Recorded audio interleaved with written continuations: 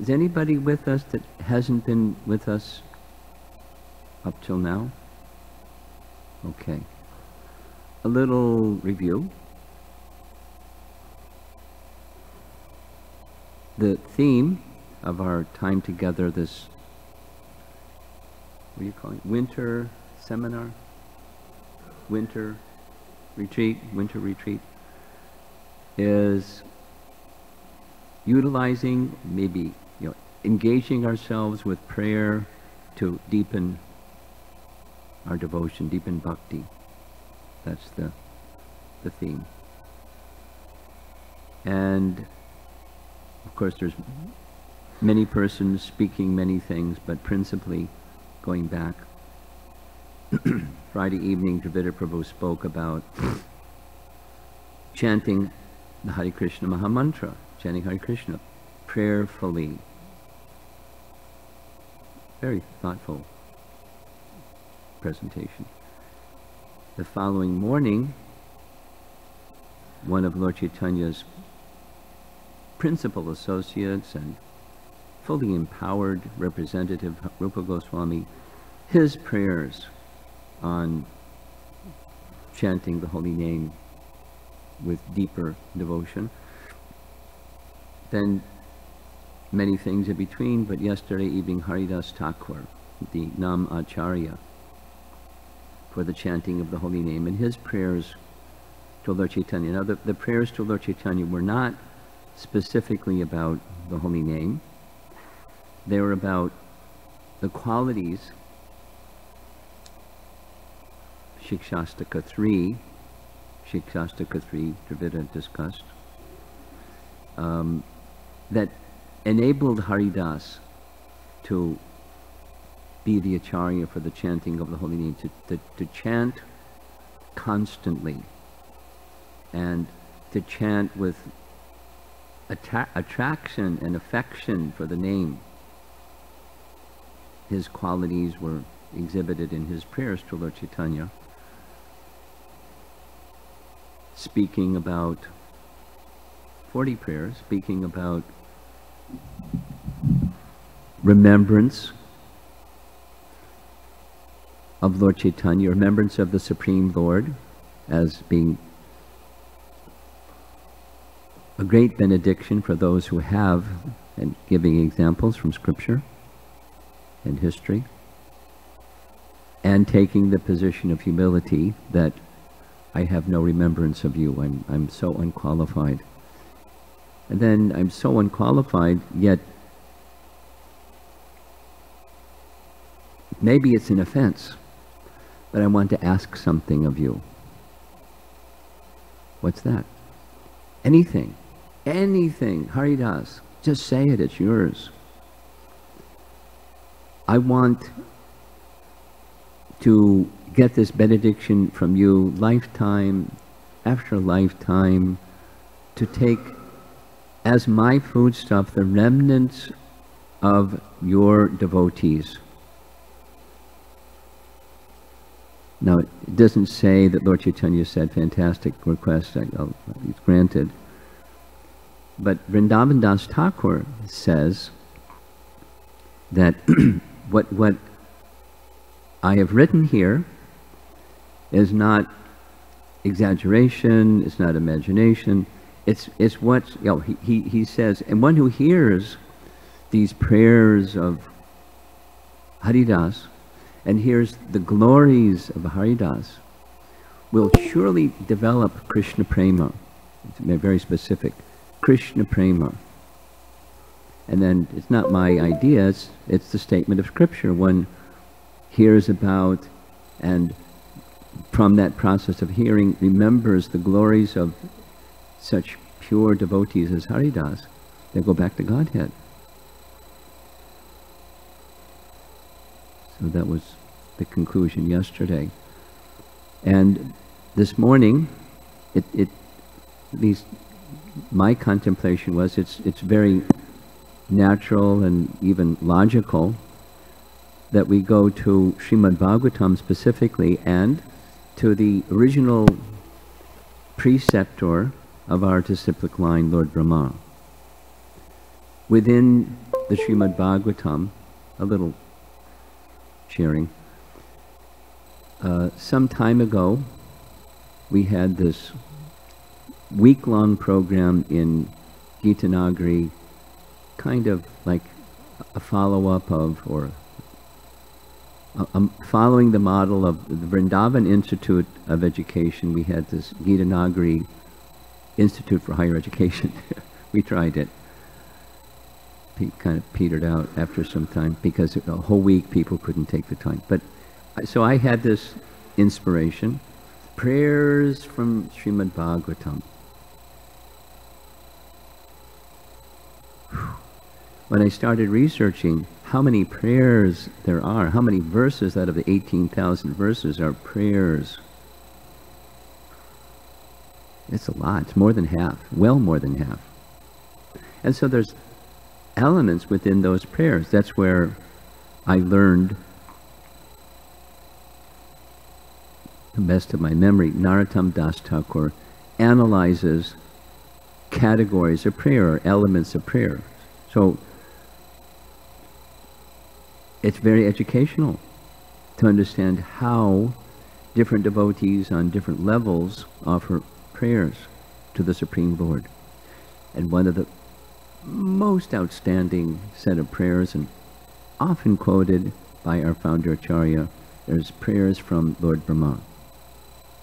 So I thought, let's go to Lord Brahma's prayers. And it's too many. It can take 30 hours plus to go through his prayers. I already did it. So I'm just going to share a few. But for those who are a little bit newer, then a little background on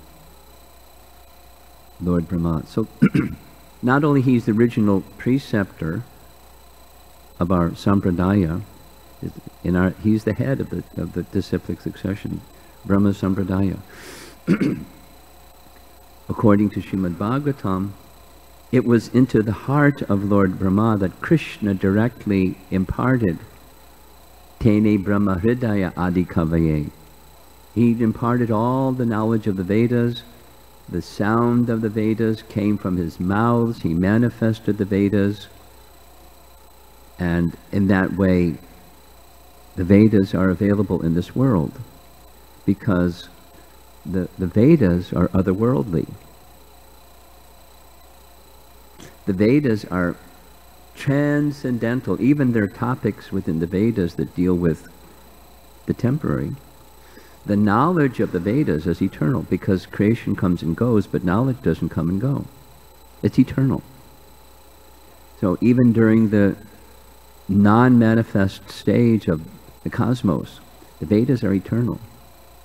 And Brahma had his receiver on, and he received the signal, and he broadcast. He had that capacity too. And through him we have knowledge of transcendence, what's beyond the temporary. And otherwise we wouldn't know. We can guess, but we wouldn't know. We can know. So his capacity for knowledge is important within his prayers. With his capacity for knowledge, what's the limit? In one sense, there's no limit. But in one of his prayers, he says, he who has no limit to his knowledge, he says, there's some people that say, oh, I know all about Krishna. I've heard that before, doing book distribution and approaching certain people from a certain part of the world, and they say, oh, I know all about Krishna. But Brahma says, some people say that, but as far as I'm concerned, I don't. Because the unlimited, how can the limited know the extent of the unlimited? Answer, you can't. You can know what the unlimited discloses to you, although you're limited, you can know something of the unlimited. That's the process.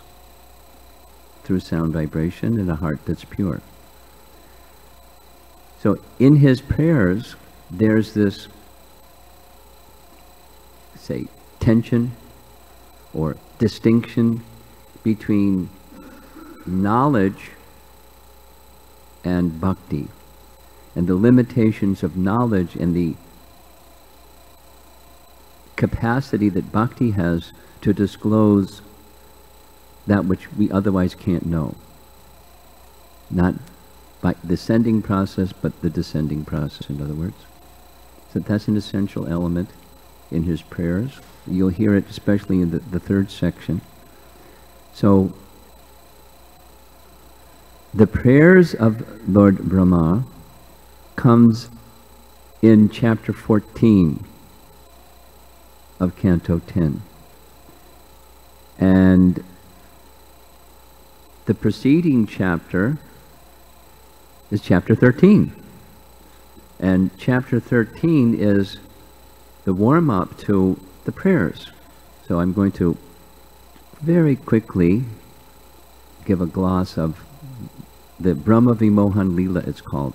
The Vimohana, very bewildered state of Lord Brahma, that the most learned person in the universe became bewildered.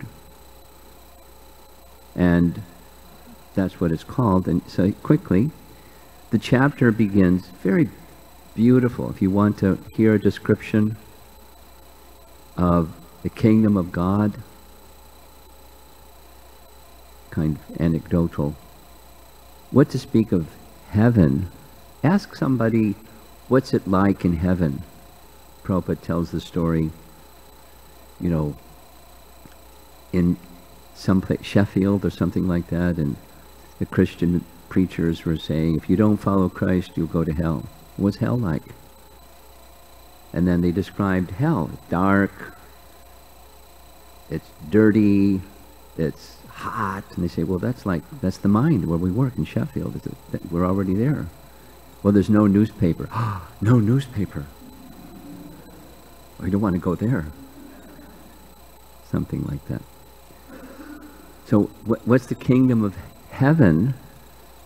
And in the world, my experiences, people don't know that. What to speak of a distinction between the kingdom of heaven and the kingdom of God is kind of like a blur.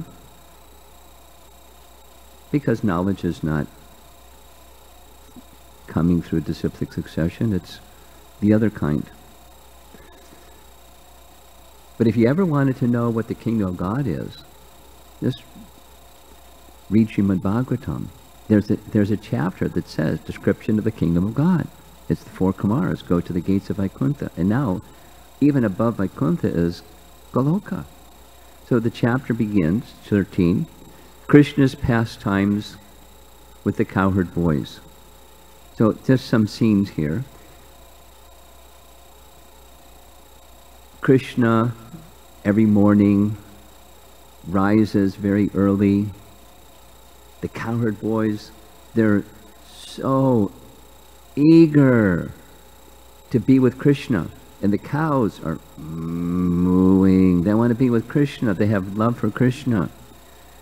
And Mother Jasoda doesn't want to part with Krishna. Everyone has affection, meeting and separation, and it's part of Goloka, but with intimacy and sweetness. So Brihat Bhagavatamrita gives this detailed description of how Mother Jasoda, as Krishna is leaving with the cowherd boys, 3, 4, 5 times he comes and makes sure he has enough kachoris and adjusts his garland, and Mother, I have to go now. And the boys are, Krishna, let's go. And because she has affection, there's motherly affection, transcendental motherly affection, and Krishna departs. And when he departs, he goes through the forests of Vrindavan with the cowherd boys and the cows. But this chapter 13 describes they're not actually herding cows. What they're doing is playing. They're interacting with one another as if little boys, because it's a rasa of friendship at that age. And so the cows just follow wherever Krishna goes because they're attached to Krishna. They don't go anywhere. They love Krishna. They want to be with Krishna. So they just play. So the description is sometimes the boys will imitate the posture of the peacocks as the peacock struts, or the frog that's prepared to jump into the pond, or the bird that's about to take flight. And sometimes they play games. Oh, just playing. They're just little boys, acting as if they're little boys, though he's the Supreme Personality of Godhead. In the painting, that's Madhumangala, a Brahmana, and one of the games is they would steal Madhumangala's lunch and run, and Madhumangala would chase after Krishna and try to catch Krishna, and Krishna would allow him just to come close to him, and then he'd throw the lunch to somebody else, and then he'd go running after that other boy and say, "You're offending a Brahmana, you're going to get a big reaction, give me my lunch." And playing and playing and playing. And sometimes they would sit under a tree, Krishna would play upon his flute, charming the hearts and the ears, not only of the cowherd boys, but the cows and all the living entities within the region of the sound of Krishna's flute, completely stunned and joyful, jubilation in Krishna's association and hearing this transcendentally attractive sound of Krishna. He wasn't just a good flute player. It stirs the heart in a very special way. That's Krishna's long descriptions and writings of our acharyas about Krishna's flute. So as the boys were doing these little boy things together, moving around Govardhan Hill, they came across a big cave. The boys had never seen this big cave in this place before, and so they said, "Let's go.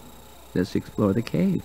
And as they got closer, they smelled this bad, fishy smell coming from the mouth of the cave, and they concluded, "Wait a minute, this isn't a cave. This is a big serpent lying in the road."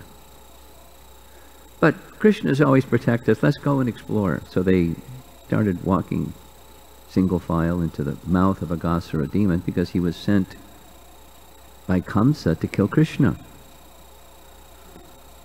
The Bhagavatam says, for a moment, Krishna was stunned. He forgot himself. That's his Yogamaya potency, because he's the enjoyer of all varieties. Say it negatively. Is there something that Krishna doesn't enjoy or doesn't experience? It's like he can't be stunned. Everything is within Krishna. Everything. And our Acharya's comment, he was stunned, thinking, these cowherd boys, they can't stand being separate from me for even a moment. If we're in the forest and we're walking along and there's a tree between us, and they can't see me for a moment, it's like 10,000 years of passing of time, and then they can see him again, and whew. So if they can't see me, how will they maintain their lives? He wasn't worried about Aghasura might want to kill them. He was worried about their feelings of love for him. Then he overcame that moment of being stunned, and he entered into the mouth of Aghasura. Aghasura's mouth clamped. Got him. So what did Krishna do? He exhibited his Mahima Siddhi, unlimited siddhis, and he became bigger and bigger and bigger and bigger and bigger and bigger and bigger. And as he became bigger, the serpent expanded and expanded, but Krishna expanded faster than the serpent could expand, and he became bigger and bigger and bigger and bigger and bigger and bigger and bigger. And as he became bigger, the serpent When he suffocated and expanded, the mouth expanded faster than the serpent could expand, and he became and all the cowherd boys were inspired of the mouth of Aghasura. He became bigger. Krishna. The soul of Aghasura, when he suffocated and expanded, the mouth expanded faster than the serpent could expand, and Krishna and all the cowherd boys were inspired of the mouth of Aghasura. He became bigger. And the soul of Aghasura, when he suffocated and expanded, the mouth expanded faster than the serpent could expand, and Krishna and all the cowherd boys were inspired of the mouth of Aghasura. He became bigger. And now observing from the side, it just happened, the mouth expanded faster than the serpent could expand, and Krishna and all the cowherd Brahma was inspired of the mouth of Aghasura. He became bigger. And now observing from the side, it just happened, the mouth expanded faster than the serpent could expand, and Brahma was inspired of the mouth of seated with his cowherd boys.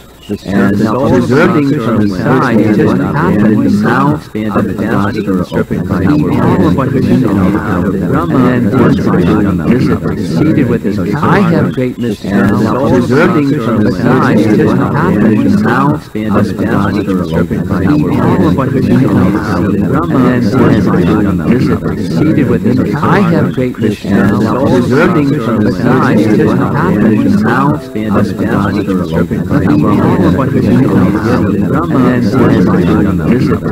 with I have great Krishna. Observing from the side, boys were now having their lunch together. The cows were grazing nearby. Brahma came and stole the calves at this age. Stole the calves. He kidnapped Krishna's cows, put them in a cave. And then the cowherd boy said, hey, wait a minute, the calves are gone. We better find the calves. We're protectors of the cows and the calves. Krishna said, don't worry. You continue lunch, I'll take care of it. So Krishna went. Fully omniscient Krishna. So what did Brahma do? He then kidnapped the cow. Brahma and seated with the cowherd boys in a cave. And what did Brahma do? He then kidnapped the cow. Seated with the cowherd boys in a cave, and he was thinking, what did Brahma do now? He then kidnapped the cow. Seated with the cowherd boys in a cave, and he was thinking, what did Brahma do? He then kidnapped the cow.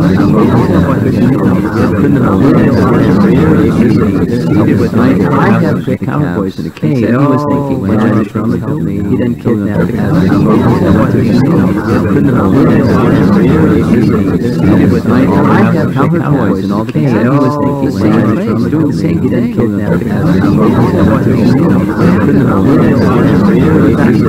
There they were, cowherd boys in all the cave, and he was thinking, what they were having lunch, he then kidnapped the cow. Cowherd boys were still inanimate. There they were, cowherd boys were still seeing what they were having lunch, but Krishna simultaneously boys were still inanimate. Lord Narayana was one of his calves seeing what they were having lunch. Not only but Krishna simultaneously boys surrounded inanimate. Lord Narayana was one of his calves seeing what they were having lunch. Krishna not only but Krishna simultaneously boys surrounded inanimate. Lord Narayana all the cows of Krishna not only but Krishna simultaneously surrounded inanimate. Lord Narayana all the cows of Krishna not only but Krishna simultaneously surrounded inanimate. And by the 24 elements of creation.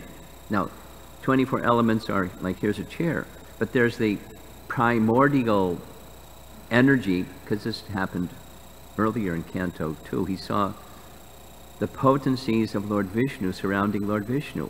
That's in the spiritual world. So the potencies here have their spiritual counterpart. And that's what he saw. The 24 elements for the creation of the material world, headed by the Mahatattva. Then Brahma saw that Kala, Swabhava, Samskara, Kama, Karma, and the gunas, their own independence being completely subordinate to the potency of the Lord, had all taken forms and were worshipping those Vishnu Murtis. The personified Vedas were singing hymns in praise of this cacophony of sound, and that's each one of the forms of Lord Vishnu or Lord Narayan.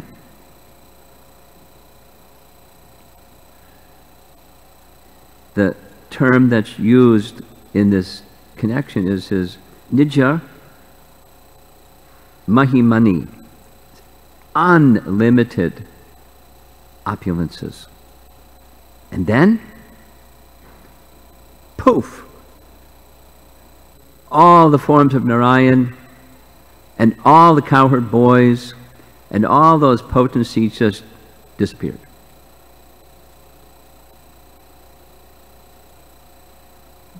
Brahma was overwhelmed.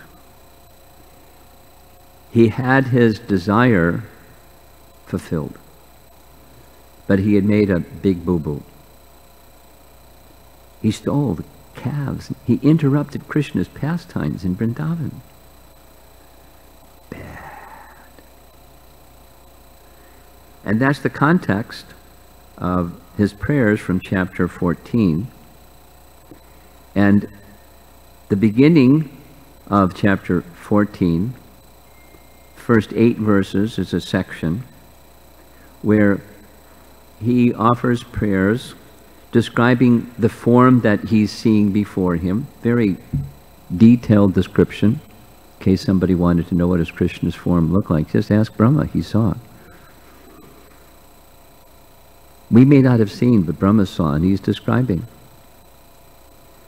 And then he describes the limit of his knowledge capacity to understand the unlimited. So, in simple language, how to know the unknowable. You can know the unknowable by disclosure from the unknowable, at least to some degree. That's in his prayers. And as we heard several times now, this is an essential element of prayer, common, almost always, is some expression of humility. Dravida did an excellent job, or service to you all, to explain that one. Abject humility. So he's very sorry, very repentant. Now, Brahma is very, very powerful. He's invested with knowledge and potency to create a universe.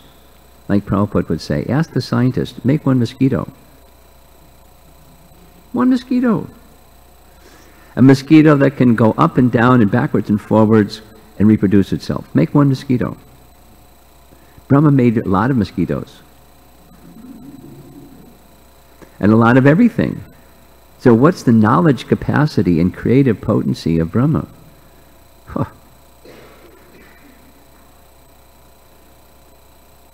So he now knows, I was wanting to see the limit.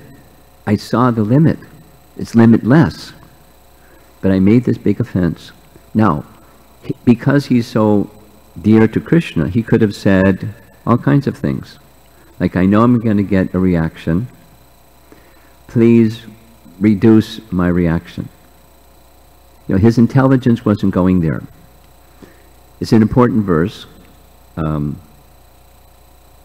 Very important verse. Prabhupada writes in Nectar Devotion that this is a verse that devotees should live by always, because in this world there's duality, and part of duality is misfortune.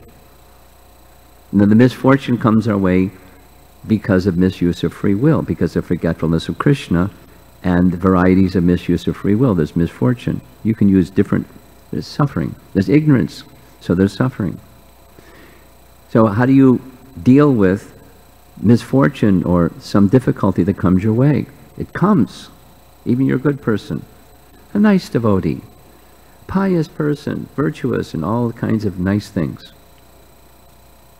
Sometime to come, because it's a place of duality. Now, it's very, in his prayer is a nice instruction from our disciplic succession preceptor. So, let us chant together.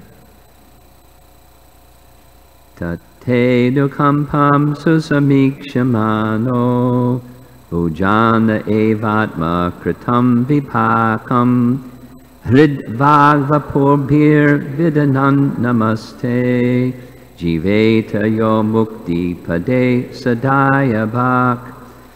This is a favorite verse that you may want to refer somebody to when they're suffering. Or you may want to go back and read the verse 100 times and read the purport, because it's a very important verse of how to deal with difficulties that we encounter in life. So this phrase, bhujana, I put it in color-coded. Bhujana evatma kritam vipakam. You tolerate the consequences of your past actions. All the while, susamikshmano, expecting Krishna's mercy. Krishna's mercy doesn't mean the adversity goes away. Duality becomes no longer duality. But your subjective consciousness is you're expecting Krishna's mercy.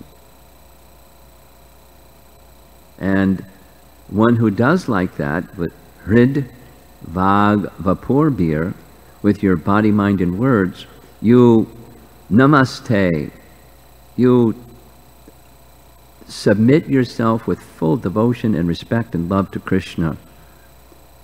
Jiveta, we're going to hear Jiva Goswami's explanation. Just live. But live means, we'll see, there's a slide, live in devotion.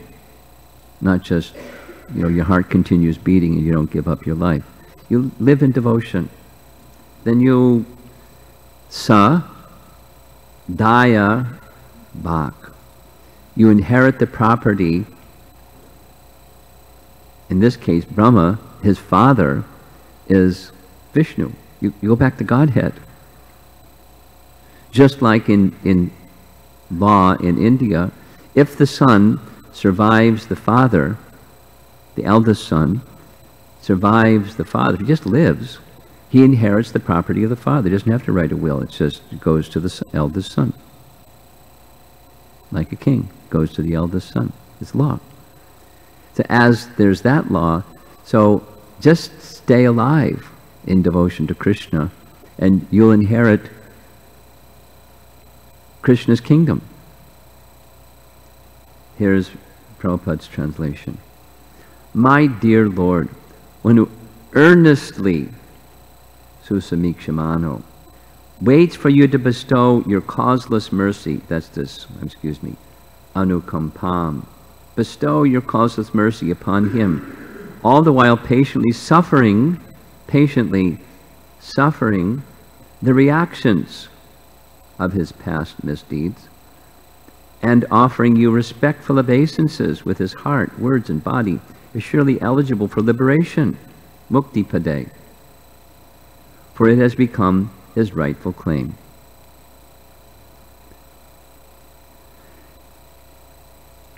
Prayer, when considered thoughtfully, can be packed with teachings. So one of these teachings that people struggle with in my life as an itinerant sannyasi, it's an issue that people struggle with, when bad things happen to them or someone dear to them or something like that. And, how can somebody good have something bad happen to them? Or if everything is just karmically determined, we really don't have free will. There's just, everything is fated, and there's the hand of fate, and all you have to know is what your astrologer says. And then that's what you do what your astrologer says. He looks into a crystal ball and tells you these things are going to happen to you, and you just, go along for the ride. Row, row, row your boat gently down the stream, because you have no free will. It's just everything is fated and destined. But that's not what accepting what's coming to you is recommended. But the operative principle in this verse is, with body, mind, and words, taking full shelter. And we discussed this yesterday. Full shelter means service with love. That's bhakti. Service with love. It's our constitutional position to serve, and bhakti is we serve with love. Devotion to the source of everything, even this apparent misfortune, because apparent misfortune not only has to do with our past activity, but specifically for the devotees,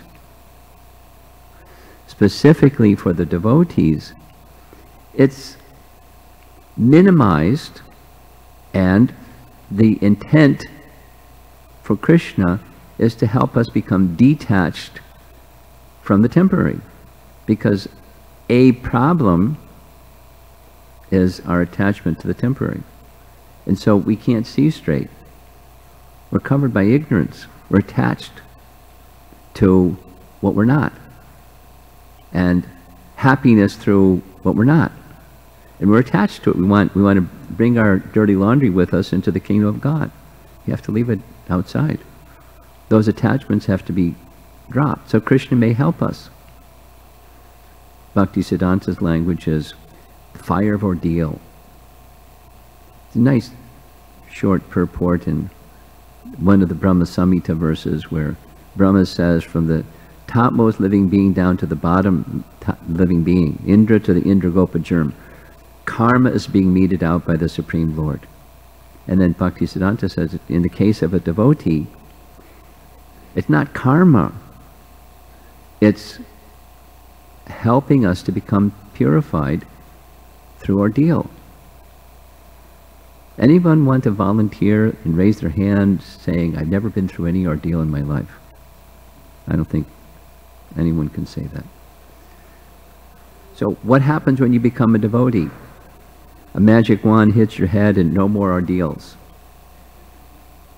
Not so. That's not Krishna's promise. It's not what Brahma is saying. Stay at the lotus feet, in the mood of service. Mukti Pade, the giver of liberation. And that means Bhakti Pade, the giver of devotion. You become entitled to go back to Godhead. No, hey, I'm entitled. Not like that. It's Krishna's mercy. It's because it's his nature. He's merciful.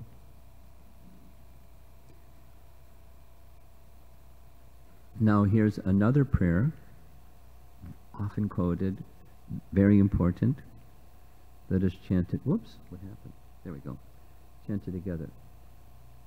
Jnane prayasam udapasya namanta eva jivanti sanmukaritam bhavadiya vartam sthane statak shrutikatam tanuvan manobhir ye prayaso jitajito pyasti kaistrilokyam.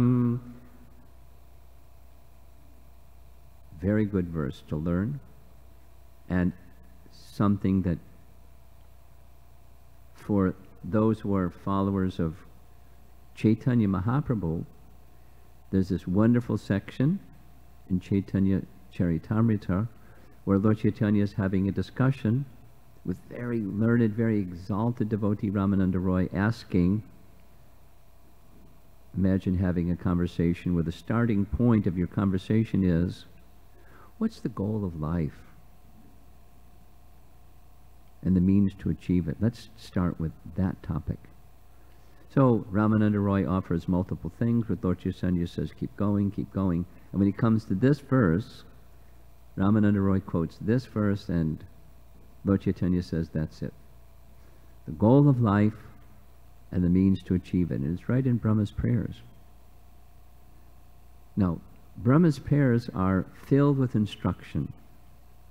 So it behooves us to deepen our bhakti, because that's the theme of our weekend together, our holiday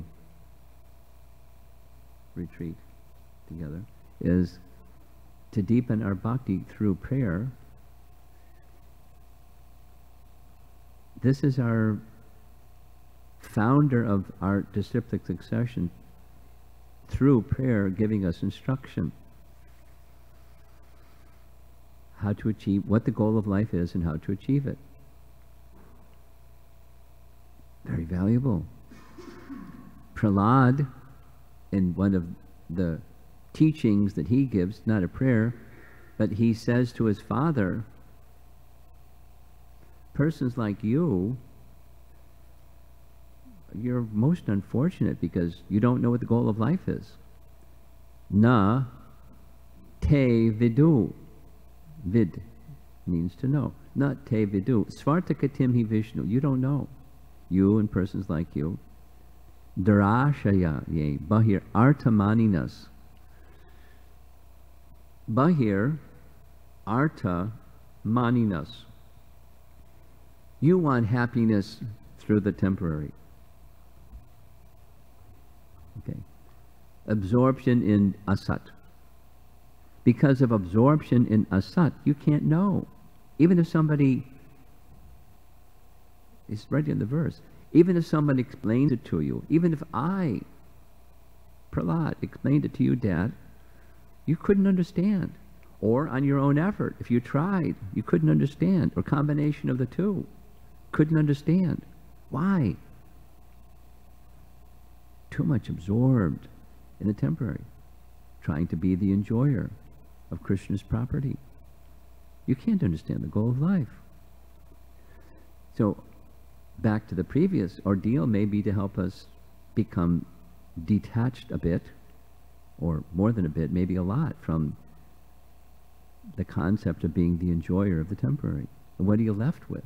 Well, if you're a devotee, you're left with the lotus feet of the Supreme Lord. That's good. And stay there.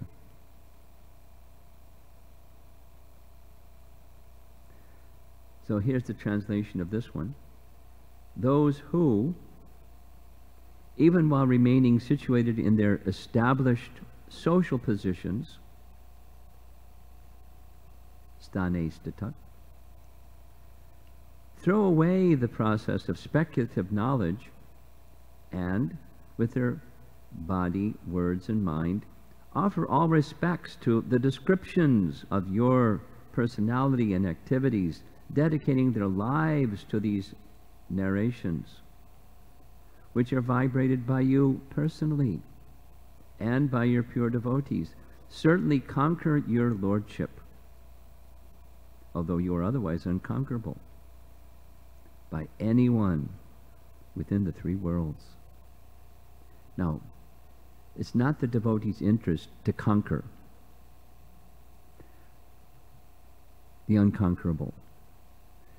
It's the interest of the devotee to know Krishna. But we can know Krishna by that submission, specifically throwing far away the tendency for speculative knowledge and instead taking full shelter, body, mind, and words, in service to the lotus feet of Krishna. Specifically, service to the lotus feet of Krishna mentioned is by hearing. That's what we've been doing. And that hearing, we've heard, it's not different than Krishna. It's submission to Krishna through sound. And Prabhupada's teaching is, before you'll see Krishna, you'll hear him. And Krishna will say, I am like this.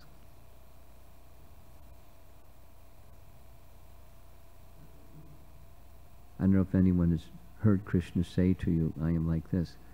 But he's, according to what Brahma is saying, he's saying it. Because we're not there yet, as we were discussing yesterday evening. We're not at this high stage where we understand the sound of the mantra or the understanding the prayers and glorifications of great devotees. It's non-different than Krishna. But it's non-different than Krishna. So when the cleansing is sufficient, the attachment to the temporary is more complete, we can come to understand just through sound everything. Everything? Everything. What about, no, what about? Everything. But from that sound vibration with devotion, hearing with devotion, then comes all the rest. We can enter into Krishna's pastimes through sound. Sound is form, we've been discussing. So here's this, a painting of Ramananda Roy meeting with Chaitanya Mahaprabhu, where Lord Chaitanya is asking the goal of life and the means, and directly a quote from Chaitanya Charitamrita. This verse, paraphrased, pure devotional service without any touch of speculative knowledge is the essence of perfection. And lastly, Jiva Goswami saying this, remain alive is alive in devotion, alive and awake in relationship with Krishna. We have an eternal relationship with Krishna that's forgotten, and it just needs to be remembered, and more than remembered. We heard from Haridas yesterday the importance of remembering, but remembering then means service with love and devotion. The next set of prayers specifically is a few. It's Brahma requesting forgiveness. And then comes, do a little sound check because this is going to be a recording of a little summary of the next set of verses, and that concludes this morning's discussion.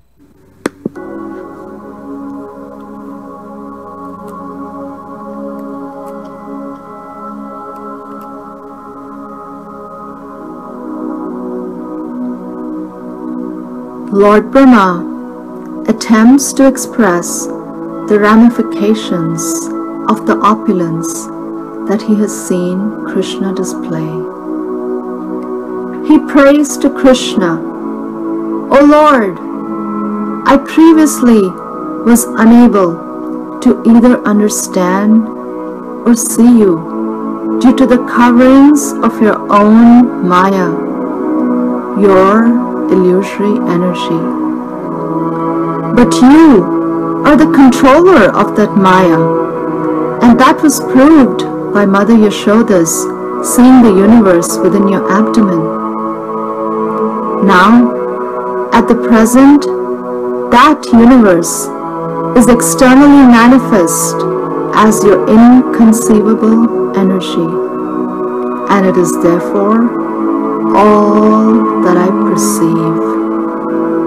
Today, by your manifesting all the cows, cowherd boys, and Vishnu forms who are being worshipped by all living entities, you've demonstrated that the entire creation is your inconceivable potency. And now, I'm seeing before me the original form of the unlimited, supreme, absolute truth. To the ignorant, you seem to be of this material world, although it is you who appears as Brahma, the creator, who appears as Vishnu, the maintainer, and as Shiva, the destroyer. To demonstrate that you, the absolute truth, is an unlimited transcendental person, you descend within the universe as avatars, and you take birth among the demigods, sages, humans, animals, and the aquatics. As an avatar, you then, by your spiritual potency, perform your innumerable, inconceivable, mysterious pastimes. energy to you, this entire universe, which, like a dream, is by nature unreal, nevertheless appears real, and thus it covers one's consciousness and assails one with repeated miseries. This universe appears real because it is manifested by the potency of illusion emanating from you, whose unlimited transcendental forms are full of eternal happiness and knowledge.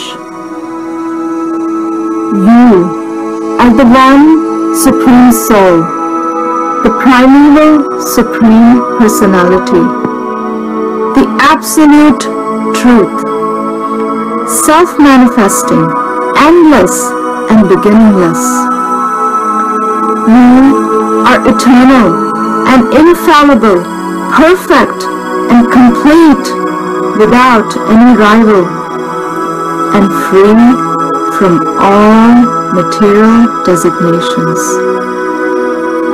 Your happiness cannot be obstructed, nor have you any connection with material contamination. Indeed, you are the indestructible nectar of immortality. By the grace of his spiritual master, a jnani can mix bhakti with his jnana. He will then be able to see you as the soul of all souls. He will be able to see you as the super soul of his own self. This vision will allow him to cross the ocean of material existence. For one who has thus realized you, the illusory energy at once subsides, for he is free of the false vision of perceiving anything as separate from you. Seeing you with this vision of knowledge, and remaining in knowledge of you, devoid of the false perceptions that are the cause of the existence of the material world, his ignorance and illusion cease. Therefore, through knowledge of you and knowledge of himself as your eternal servant, neither liberation nor bondage have meaning for him, just as day and night have no meaning for one present on the sun planet. How foolish are the jnanis! How foolish are the mayavadis! They are fools because they consider your form as a manifestation of illusion. How foolish are the conditioned souls! Regardless of how intelligent they think themselves as being, they all perceive themselves as their bodies, and they thus fail to see their self as part of you. They are all fools because they reject you, and in so doing, they search for the Supreme Soul outside of your Supreme Personality. How foolish are all of these so-called learned men. O unlimited Lord, the saintly devotees who have added bhakti to their jnana seek you out within their own bodies by rejecting everything separate from you. Indeed, how can discriminating persons appreciate the real nature of a rope lying before them until they refute the illusion that it is a snake? My Lord, if one is favored by even a slight trace of the mercy of your lotus feet, he can understand the greatness of your personality. But Those who speculate to understand the Supreme Personality of Godhead are unable to know you, even though they continue to study the Vedas for many years.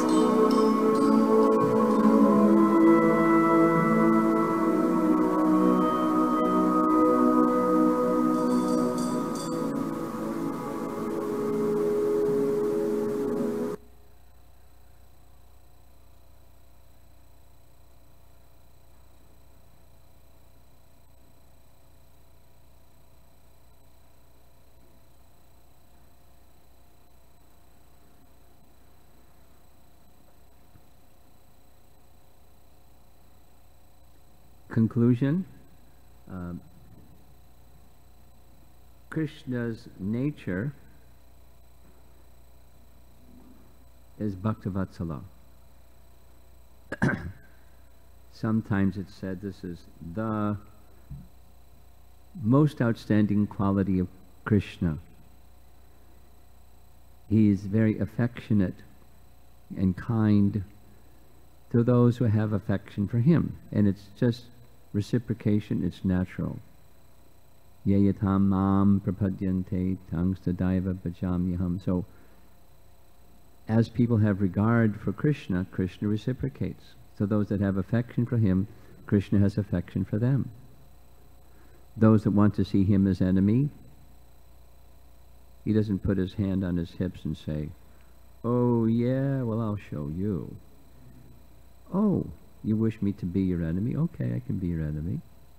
And then he reciprocates. So within Brahma's prayer, can we get a microphone to Dravida so he can recite this nice verse? I can't do what he does. Which one is that? Oh, this one here? Yeah, this one. Okay. Esham goshanvasinam tubhavan kim devarati tinash Cheto vishwapalat palam tadaparam kutrapyayan bhuhyati Sadvesha devaputanapi sakolat tvameva devapita Yadhamata sudit priyatamatana pranashayas tvatkrite. I couldn't do that. Maybe with practice. Huh? Maybe with practice I could. You've got lots of practice.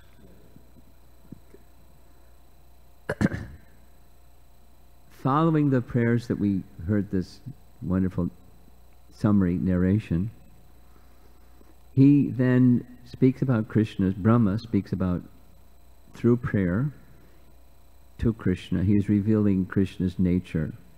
And he is expressing the love that the residents of Vrindavan have for you. Is how are you going to reciprocate with it? How is it possible? And then he refers specifically here to how he reciprocated with Putana and Sakula, the family members who they approached Krishna to kill him. And Krishna saw some service mentality, especially in Putana. Oh, she wants to be my mother. So he accepted the mother spirit and gave her a position of an eternal servant of Mother Jasoda in Goloka, although she came to kill Krishna. So his question is, how are you going to reciprocate with the residents of Vrindavan? It's mind-boggling. I don't understand. What's the limit of your Bhaktavatsala nature? I can't understand how you're going to do it. So here's the translation. You have already arranged to give yourself to Putana and her family members, Bakasura and Aghasura, because he already saw the Aghasura liberation, in exchange for her disguising herself as a devotee So what is left for you to give to these devotees of Vrindavan, whose very lives and hearts are dedicated only to you? And the Bakasura, who is Putana's brother, there's Putana. She got, we heard, confirmed by Uddhava. She achieved the position of an eternal associate of Mother Yasoda in Goloka. Bakasura got this benediction when he came with his big beak to devour Krishna. Krishna very kindly entered into his beak. He couldn't swallow Krishna, but he gave that touch of his transcendental body to a demon trying to kill him. So he got purified. And then he bifurcated his beak. And then in Aghasura, Krishna entered into the mouth of Aghasura and purified Aghasura by his presence. The description in the Bhagavatam, the demigods were watching. Alas, alas. But Krishna liberated him. And so then what to speak of the residents of Vrindavan? Very beautiful painting, huh? Very famous, award-winning painting, where all the different rasas in Vrindavan are depicted in one painting.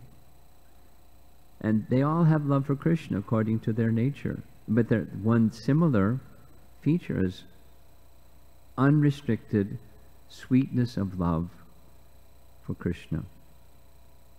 Intimacy and sweetness of love for Krishna. That's Vrindavan. And what to speak of, especially the gopis. Lord Chaitanya especially honored the love of the gopis, and especially the one wearing the crown here, that's Radharani. The love of Radharani is unparalleled, and the other gopis are her expansion. So this is Brahma's prayer about the exaltedness of Krishna through his prayers, marveling. As he was marveling at his mystic powers, he's now marveling at his Bhaktavatsala quality. So how does this help us deepen our devotion to Krishna? Just circling back to something we heard earlier, so repeating it again. Prayer, the Mahima section of prayer of glorifying the object of love, has potency to help stimulate our love. Then we have clarity beyond what we didn't have before that sound vibration of the nature of Krishna. The nature of Krishna's unlimitedness, the way through bhakti alone that one can approach understanding the unknowable, to know to some extent, and deepen our devotion. When the object of love is clearly identified, love naturally follows. Love in service to Krishna. It naturally follows.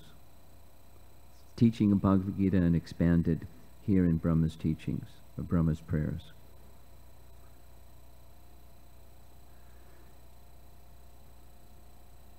Maybe you want to go and read them. 10th Canto, Chapter 14. Beautiful, beautiful prayers. Inspirational. So any discussion? You turn the lights on. Akhilesh, you want to take the microphone and run it around? Dravida, microphone. You want to add anything, Dravida?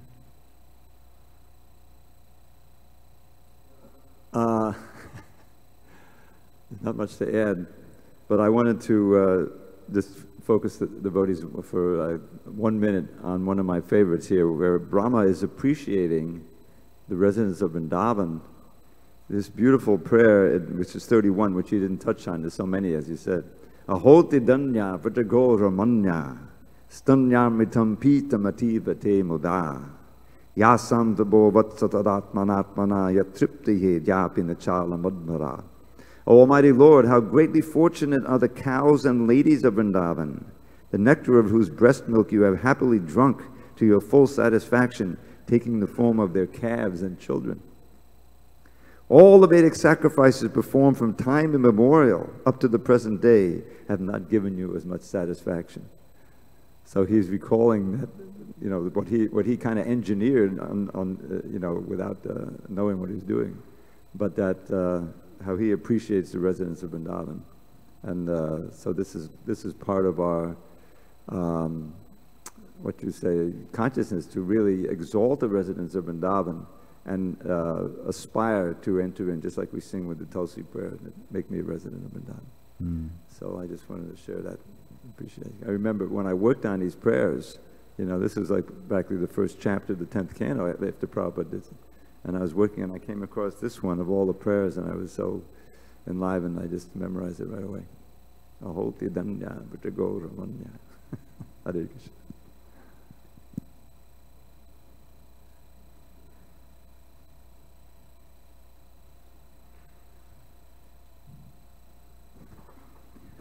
Hare Krishna, Guru Maharaj. So these prayers are like a personal meditation when you're going through adversities, how to take shelter and where the attention need to go. Yes. And my question is, sometimes in your life you see others going through this. So what as a devotee can you do? Because you see that they're going through some difficulties and some challenges, and you want to do something. Yes. So are there some specific, I was thinking, like, you kind of feel helpless because it's somebody else's journey and it's somebody else's experience, and you're thinking, yes, you can pray, other than, along with prayers, how to not get swayed, because it is easy to, because you're not in that situation, sometimes you feel like you're making these judgments, you know, what's happening is wrong, and this person, what he or she is doing is wrong, what can I do? Is that a doership mentality, or, and where should that person's, like if I'm the observer, where should my attention go? I'm looking for Shubhra. Is she here? Not No, yet. she's not here. She has spent a substantial time, like weeks, on this question. And she calls it rescuer consciousness. And that's false ego. That's doership. Yes, we want to do something. Rescuer consciousness is, I'm going to do something. And Krishna consciousness is, Krishna is the ultimate well-wisher. I can perhaps be an instrument, and this is a topic I'm going to be discussing tomorrow morning, detached caring. So, as an instrument, I care. And as an instrument, it's up to Krishna. Then comes, you know, similar question as you asked yesterday. My input may be remaining a little distant and just praying for that individual's well-being or any other possible behavior. But as an instrument of Krishna, not as the rescuer. So wanting to do something, that's natural. False ego is our contamination, and we have to be wary of the false ego element of doing something.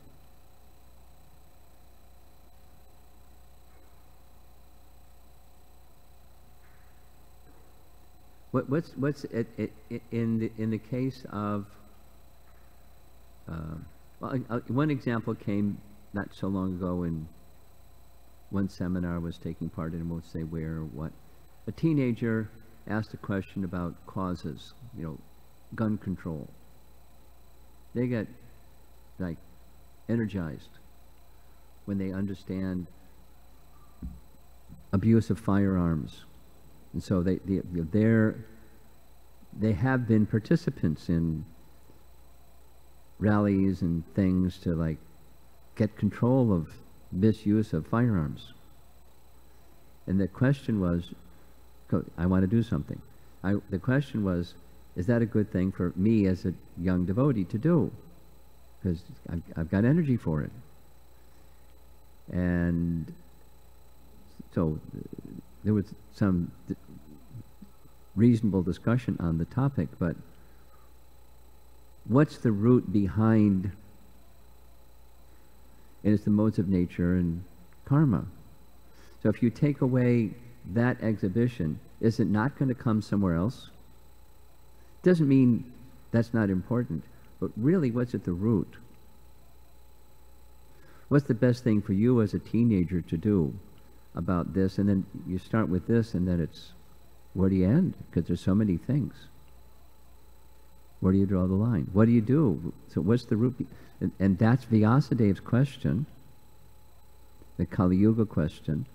And being Vyasadev, he knew what to do. He created Srimad Bhagavatam. So absorb minimally, make your heart pure.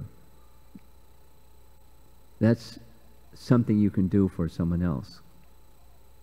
And be the well-wisher of that someone else, then benefit, well-being goes to that person who you wish to do something to be helpful towards, just spiritually speaking. Now, for a worldly person, oh, you people are cop-outs. That doesn't mean we don't do practical things, but the first and foremost is our own purity, our own assimilation of transcendence, and being able to see what's the root cause behind everything. When there's something, where there's a struggle and there's a need, whatever it may be in someone's life that you care about and you wish to do something. So we go to scripture, we go to Srimad Bhagavatam, and there can be different expressions, and it's not necessarily this one's right and that one's less right or wrong or something like that.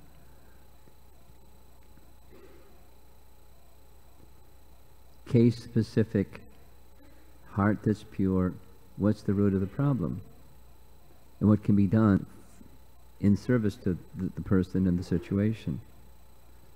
And it reminds me a little bit of Gokulananda's question yesterday evening. You know, there's sociological forces acting on each of us. And we're responding to things that may trigger our own stuff. And somebody else doesn't get triggered by that stuff because they have some other sociological makeup. So recognizing the person and, you know, the holistic picture of the person, we make decisions about what we're going to do. But we can't make the right decision if our consciousness is impure, or say it negatively. We will make the wrong decision if our consciousness is not pure. With good intention, we won't see the situation properly, and therefore not be guided by Super Soul properly. Thus it's just, you know, Krishna uses us anyways, despite our contamination, to be helpful. But we need to get to the root, and it starts with ourselves. That's my response. Something up front here? Hare Krishna Maharaj. You know, I've been thinking about this, but I think now I finally have a good question, like I posed a question. You know, like going forward, right? So when you are going through something really hard, right? Mm-hmm. Not something so simple, something hard. And I don't know if it's like a female thing or what, but your reaction is very emotional, you know? It's like waves of water, you know, just like over you. How you said that, you know, you should cling on to Krishna, you know, like do devotional service, but when you're in that emotional state, you maybe not you, but me personally, I'm not really, you know, I have no desire for it, you know, because it's like I'm in this ocean, you know. Krishna's not gonna come down and pick me up how he did with, you know, well, not literally, you know. Why not? Well, just being like, you know, realistic here. How I'm do being you? realistic. Where's Mukunda? Was he still here? Yeah. This is not so dissimilar from your question yesterday. You heard his question yesterday. Oh, you were downstairs Nah, doing yeah, serve I was out. downstairs. You yeah. did hear. No, I was downstairs. You were downstairs. Yeah. Okay. Listen to your Yeah. question is worded differently, but it's Yeah. quite similar. There's some overlap at least Yeah. to Mukunda's question yesterday in the discussion on that. But my thing is. But I'm just saying, go back I and hear you. listen to the recording. I will. Okay. I will. But my thing is, you know, you said, you know, you listen to scripture, but I feel like that's like a logical tactic. But when you're emotional, you're not very logical, right? Yeah. So how do you decrease that time of being in that emotional state to kind of like snap out of it? Because I feel like sometimes I could really waste a lot of time, you know, being in that ocean. Yeah. So how does one snap out of that? Well, you know, that's another question. How do you snap out of it? But the root problem is forgetfulness of Krishna. So, back to your question, when you're in this highly emotional state, I'm not thinking about the root problem is my forgetfulness of Krishna. I'm just being tossed around by the emotions, here and there, and ooh, I'm seasick. I want to end these emotions. I want to snap out of it. The solution is remembrance of Krishna. The solution is a Krishna connection. So now the reality is, this young lady, have this nature. So I'm being self-honest with myself and with the whole audience here. I have this nature. And it's really tough to make that connection with Krishna, the remembrance of Krishna connection. So that's my state. So starts with self-honesty. That part you got. That's good. And you know from the Bhagavatam and from the scripture, what's behind it? Behind it is the connection with Krishna has become weak. Not just this body, you know, in a female body this lifetime. It's like accumulation of who knows how long. That's my status. I know where I want to go. And when I'm getting this emotional state, the thought of going there just it ain't there. I want out of this turmoil. So a preliminary instruction, Bhagavad Gita chapter 2, early verses 6 or 7, whatever it is, 11 or 12, tolerate. Well, I can't tolerate it. It's too much. It's overwhelming me. I want out. Turmoil. I'm drowning in this ocean of emotion. Too much. I'm not tolerant. It's too much. Tolerate anyway, because that's the beginning, and something, that emotional energy that's moving you, take it and place it at Krishna's feet. My dear Lord Krishna, you already know, but I'm disclosing to you. Look at me. I'm an emotional mess. So now, here's a visual that may help. Some people like me are visual. Supposing in your kitchen or somewhere there's a leak and the water is starting to move like a blob towards something. You don't want it to go towards that something.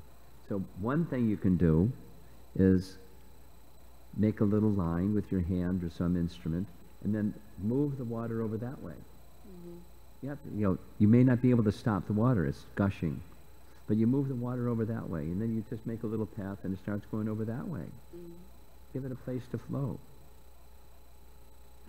Give your emotions a place to flow. Place it at the feet of Krishna.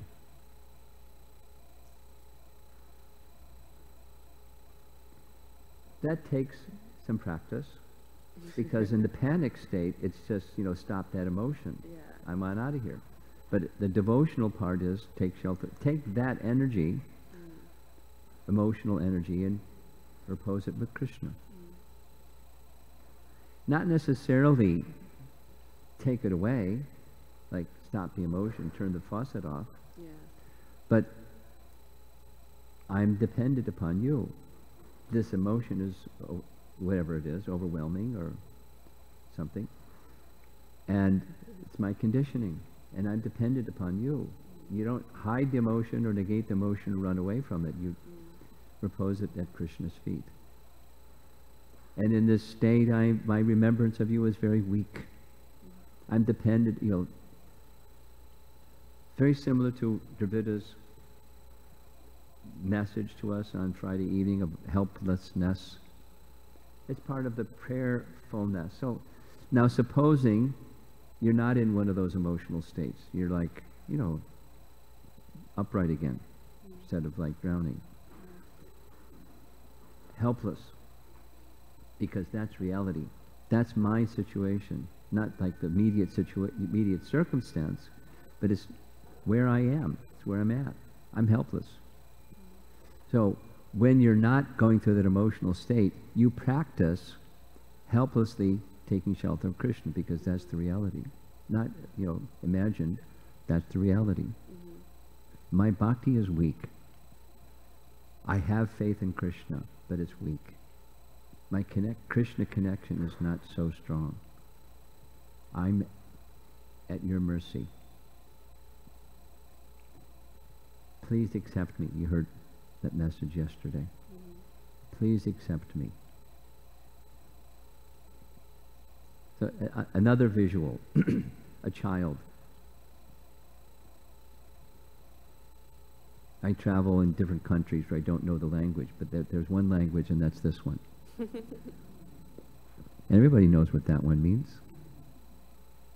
The child just wants to be held in the arms of mother or father.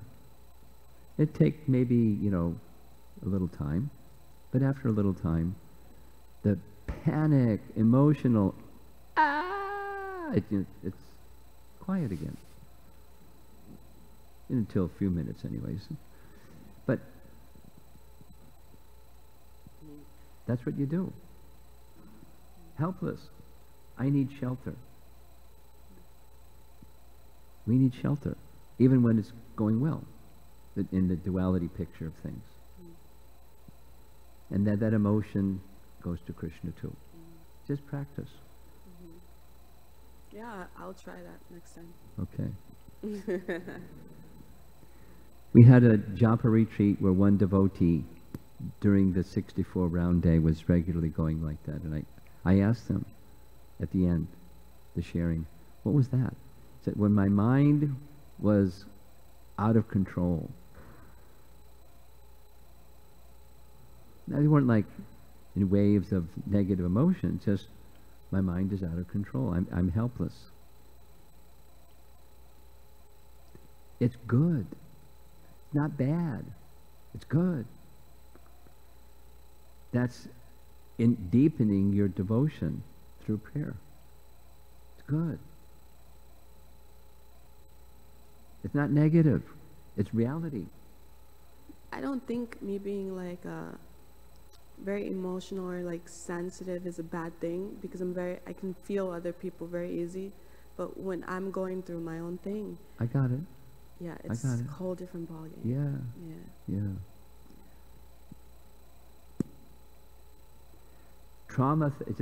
Trauma therapy says, don't tuck the emotion away.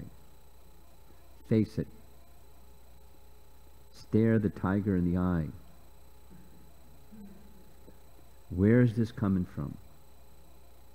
There's the short term, but there's the deeper and deeper. The deeper is my forgetfulness of Krishna is where it's coming from.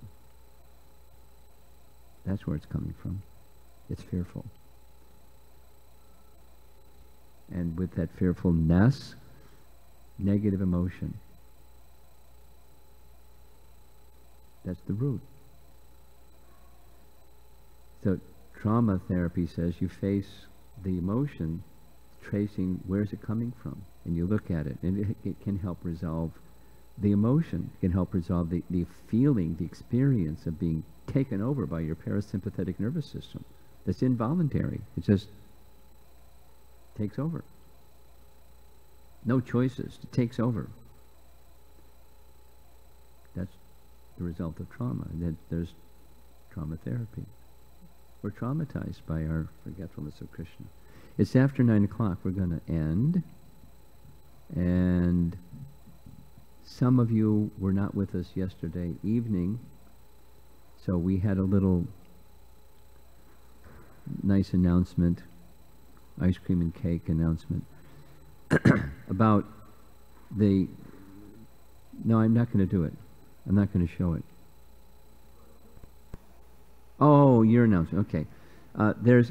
I have flash drives of the Yatra, and those of you that would like a copy, come see me. There's a donation involved.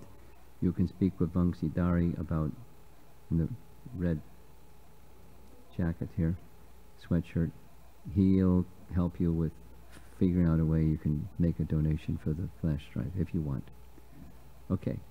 So now the schedule. You're doing a great job, by the way. Oh, thank you, Maharaj. It's your mercy. So I hope the PowerPoint works this time. But sorry, please bear with me. The announcements are slightly long this time. But there's a lot that I want to tell you all.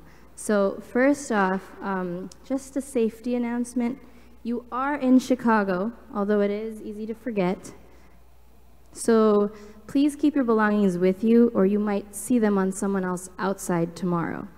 Because we do have strangers coming in on Sunday, and they do take things. So please keep your things with you, is my point. There's a nice image of a robber.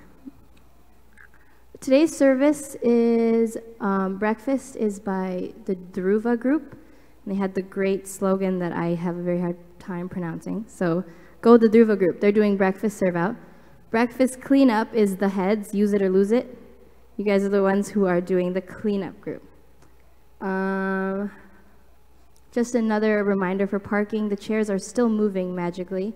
So let's hope that they stay there for the pujaris. And children, there is a room available downstairs in case they are getting restless. Here's our schedule. We have breakfast at 9 o'clock, and it's a little different than yesterday. At 10 o'clock, we start with Dravida Prabhu's class, and it's going to be part 2 of what he did yesterday. So it's incredible. Please do not miss that. Following that, we have a 30-minute kirtan, not a break, kirtan.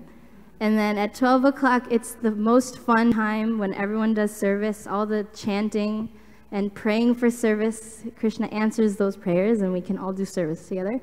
And then we give you a break. That is the break on the schedule, 1 to 3.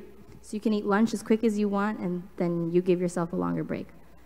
The breakout sessions at 3.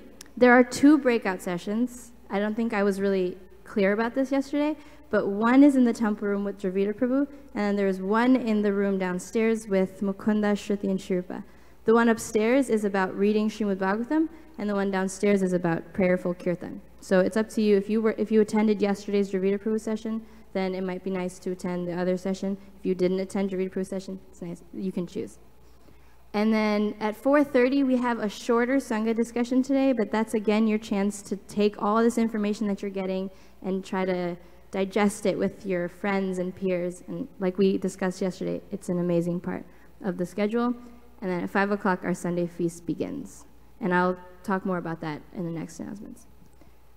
Just 2 more things. Once, there are some sponsorship opportunities if you really love the prasadam and you felt like you wanted to be part of it and take credit for the prasadam that everyone's getting. There's sponsorship for breakfast, lunch, and dinner. You can see Neha and Shrupa outside. They're going to have a table. There they are over there waving their hands.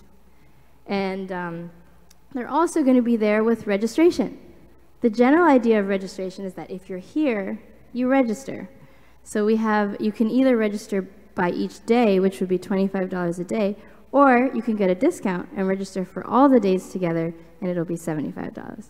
That is a discount. I'll let you do the calculations.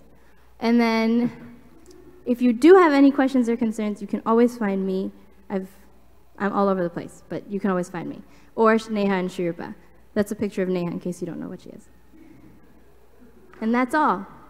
Thank you guys so much. Hare Krishna. Haribol.